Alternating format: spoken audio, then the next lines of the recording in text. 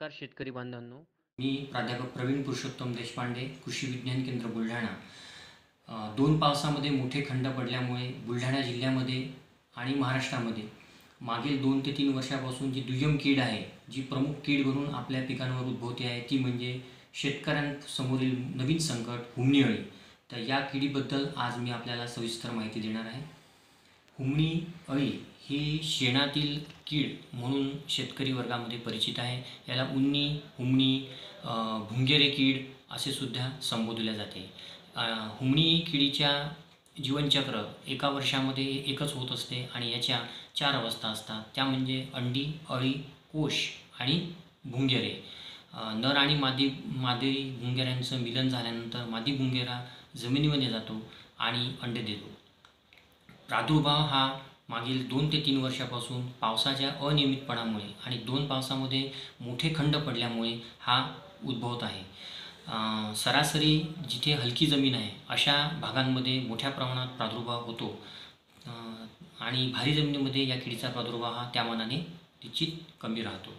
या किडीचे भुंगेरे हे अवस्था ही 1 ते 3 महिन्यांची असते आणि अंडी अवस्था ही 8 ते 10 दिवसांची असते आणि अंड्यातून जेव्हा अळी निघते त्याच्यानंतर अळी अवस्थेमध्येच ही कीड जवळजवळ 7 ते 9 महिन्यांपर्यंत राहते आणि नंतर कोशामध्ये जाते आणि कोशावस्था ही जी आहे ही 2 ते 3 आठवड्यांची असते. अशाप्रमाणे या किडीचं एका वर्षामध्ये एकच जीवनचक्र पूर्ण होते आणि अळी अवस्थेमध्ये जास्तीत जास्त कालावधीमध्ये राहत असल्यामुळे आणि जमिनीत राहून मुळांवर हल्ला करून मुळं फस्त करून आपली उपजीविका करत असल्याने होणारे नुकसान हे फार मोठे असते. या किडीची आर्थिक नुकसानीची संकेत पातळी जर बघितली तर 1 अळी प्रति स्क्वेअर मीटर किंवा 20 भुंगेरे प्रति झाड. शेतकरी बांधवांच्या शेतावर बांधावर जे काही कडुलिंब, बाभूळ किंवा बोर या झाडांची संख्या असते अशा झाडांवर वळवाचा आणि पहिला मान्सूनचा पाऊस आल्यानंतर मोठ्या हजारोच्या झुंडीच्या झुंडी या भुंगेऱ्यांच्या आपल्याला दिसतात आणि हे पाला खातात आणि आपली उपजीविका करतात. तर अशा वेळेस या झाडांची छाटणी केली आणि या झाडांवर जर आपण छाटणी करून क्लोरोपायरिफॉस या कीटकनाशकाची 25 मिली प्रति 10 लिटर पाण्यात या प्रमाणात जर फवारणी केली तर या किडीला भुंगेर व्यवस्थेमध्ये आपण रोकथाम करण्यास हातभार लावू शकतो.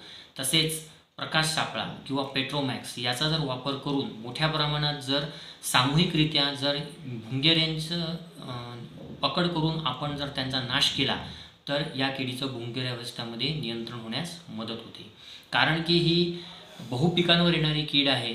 एक मुख्य पीक जर संपलं तर ती धुऱ्यावरचं गवतांचे मुळा खाते, दुसऱ्या भागांमध्ये जाऊन दुसरं पीक असेल त्यांचे मुळे सुद्धा खाते आणि दुबार पेरणीसाठी सुद्धा ही कीड कारणीभूत ठरलेली आहे.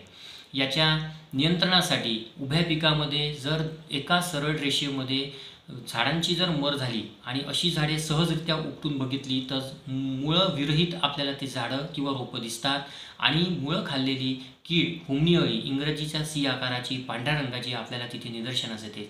तर असा सरळ रेषेतील मर झाडांचा प्रादुर्भाव जर उभ्या पिकामध्ये दिसत असल्यास मागच्या पुढच्या आणि 1-2 तासांमध्ये जिथे प्रादुर्भावग्रस्त आहे त्या परिघामध्ये बेटारॅझियम ॲनिसोप्ली ही जैविक बुरशी 40 ग्रॅम प्रति 10 लिटर या प्रमाणामध्ये जर आपण बुडाजवळ जर आळवणी करून घेतली तर निश्चितपणे या किडीचं सुद्धा आपण अळी अवस्थेमध्ये सुद्धा नियंत्रण करू शकतो.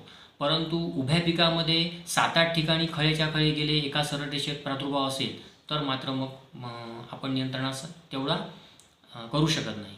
रासायनिक नियंत्रणाचा विचार केला तर फिप्रोनिल 40% अधिक इमिडाक्लोप्रिड 40% संयुक्त कीटकनाशक 4 ग्रॅम प्रति 10 लिटर पाणी या प्रमाणामध्ये सुद्धा आपण आळवणी करू शकतो किंवा क्लोरोपायरिफॉस 20% प्रवाही 25 मिली प्रति 10 लिटर या प्रमाणे पंपामध्ये घेऊन पंपाचं नोझल टाकून सुद्धा आपण आळवणी करू शकतो. धन्यवाद.